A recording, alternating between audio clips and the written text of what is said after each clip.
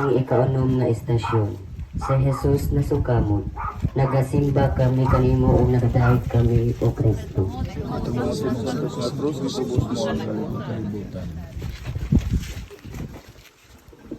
Pamalandong, ang kinabuhi dili kanunay kadaugan o kausbawan. Adunay panahon sa hudyaka, adunay panahon sa pagsubok.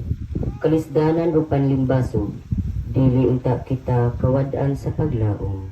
Maningkamot kita nga mapalambo ang kahimtang sa atong kinabuhi, diha sa pagpabiling matinuohon sa mga mithi o prinsipyong Kristohanon.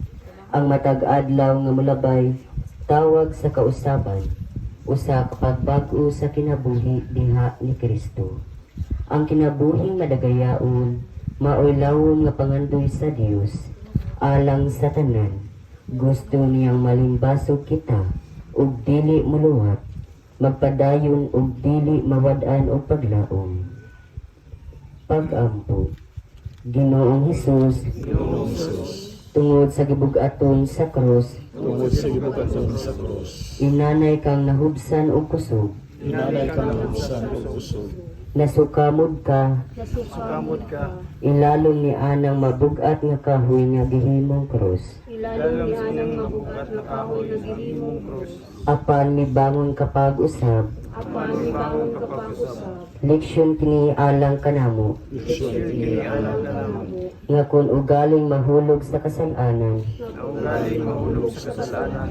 dili unta kami maglunang sa pagpakasala na lang. Dili unta kami maglunang sa pagpakasalanan.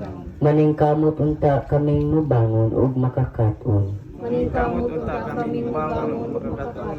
Kung nganong kami nahasukamot, Kung anong kami nahasukamon. pinaagi sa imong tabang, Pinagi sa imong tabang. mubarog kami. Mubarog kami. Biniyaan nga walay pulos nga kinabuhi, Biniyaan na walay pulos na kinabuhi. ngadto sa usa ka kinabuhi, Ngadto sa usa ka kinabuhi. nga walay lain, Walay lain. ang tumong gawa sa Dios. Ang tumunggawa sa Diyos. Isalikway namo ang mga butang nga nakapaulipon kanamo, Sa likway ng mga butang na nakakaulipon ka na.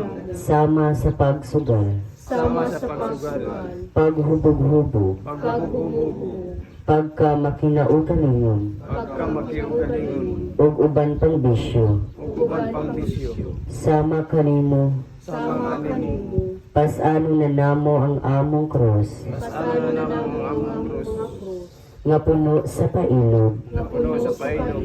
ug mubarog uban kanimo, Mubarog uban kanimo. kung mawad-an sa kadasig, Mawad-an sa kadasi. himaya samahan sa anak ug sa Espiritu Santo. May sa sinimudyan na karon sa gihapon sa mga katuigan o ikatapusan. Amen.